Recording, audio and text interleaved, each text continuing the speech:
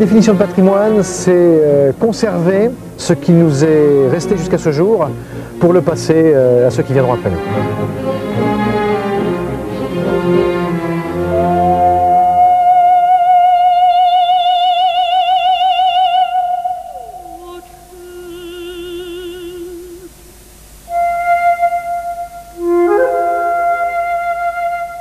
Quand on arrive sur un édifice comme celui-ci, qui est un ouvrage d'art, la première chose, on regarde.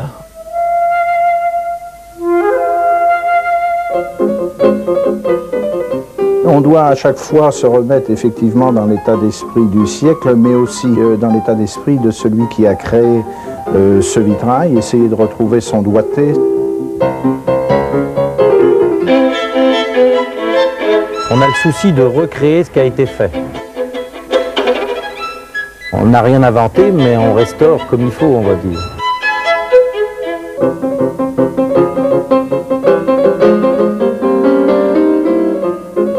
Finesse et robustesse, c'est-à-dire être fin dans ce qu'on fait, mais être robuste dans la façon de le faire.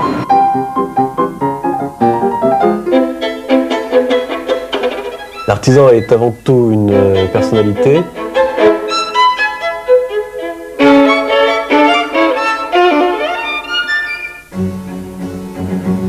On ne doit pas détruire. Ce que l'on fait ne doit pas être irréversible, c'est-à-dire que ça ne doit pas modifier des choses qui étaient là et qui ont de l'intérêt.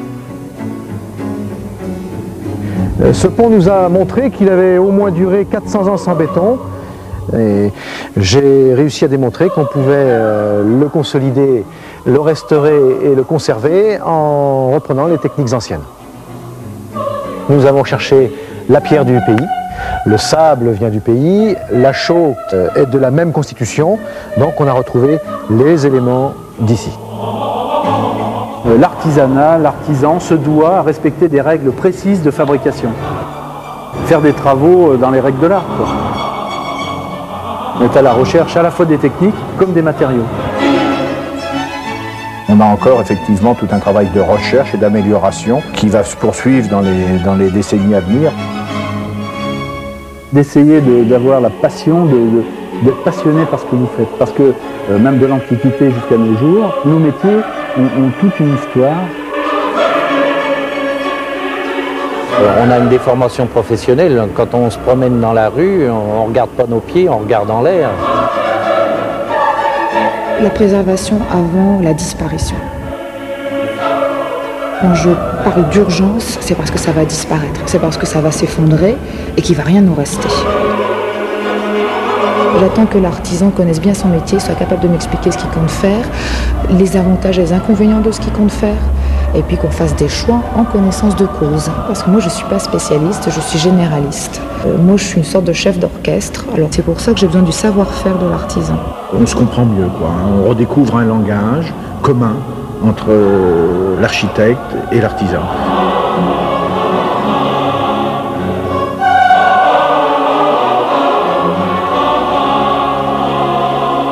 Dans ces bâtiments-là, une fois que l'erreur est faite, tout est foutu.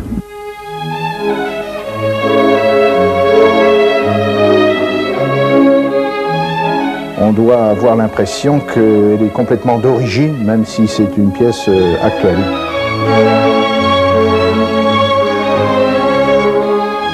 Le résultat chez nous, c'est souvent, quand on a terminé, de se demander ce qu'on a fait.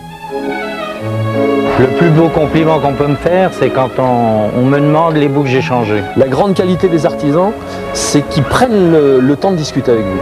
Ils peuvent prendre 1 heure, 2 heures, 3 heures, là ils comptent pas son temps. Ça c'est sûr que vous aviez quoi, 10-20% de la façade et puis vous avez reconstitué tout le reste, quoi. Moi je considère que c'est des artistes au même titre que nous, qu'un musicien, qu'un peintre, etc. Parce que Le plaisir fait partie du métier, et puis s'il n'y a pas de plaisir, on ne peut pas bien faire les choses, je pense. Le seul regret, c'est que c'est pas avancé plus vite, mais je veux dire que la satisfaction, elle est derrière, ça va être la beauté de cette bâtisse.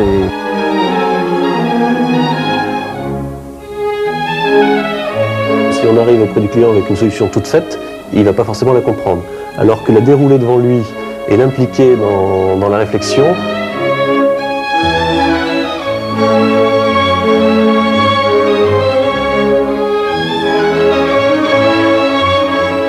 Il y a malgré tout des risques, hein. On ne sait jamais si on va réussir une affaire à 100% dès qu'on la commence, hein. Ça c'est important à dire, hein.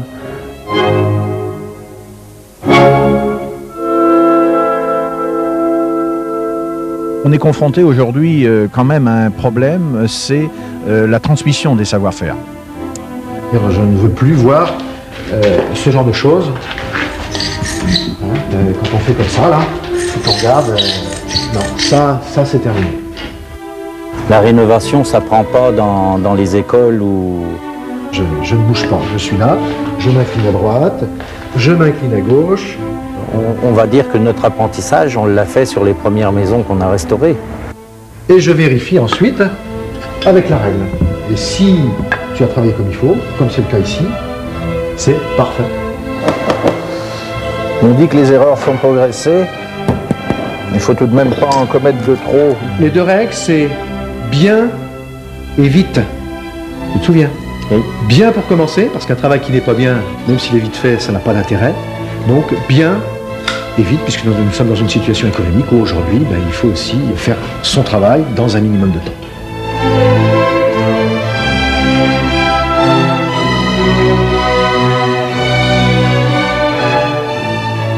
Mais sinon, en apprenti, j'en ai formé 1, 2, 3, 4. C'est mon 5e. Eh bien, la recette, c'est avant tout beaucoup de patience, de beaucoup dialoguer et puis beaucoup démontrer.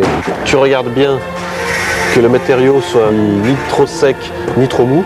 On appelle ça amoureux. Il faut que la matière soit amoureuse. Pour transmettre son savoir-faire à un jeune de 16 ans, je dirais, c'est indispensable déjà pour le bon fonctionnement de l'entreprise. Et puis, c'est toujours une satisfaction en soi. De là à maintenant être au sommet de l'art, j'ai quand même pas cette prétention, non. On espère encore s'améliorer encore un peu, hein.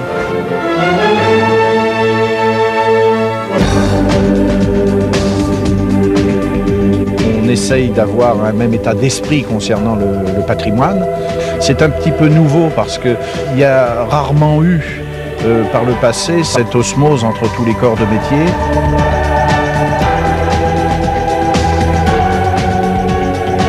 On se concerte beaucoup plus et on a une meilleure coordination bien sûr sur les chantiers.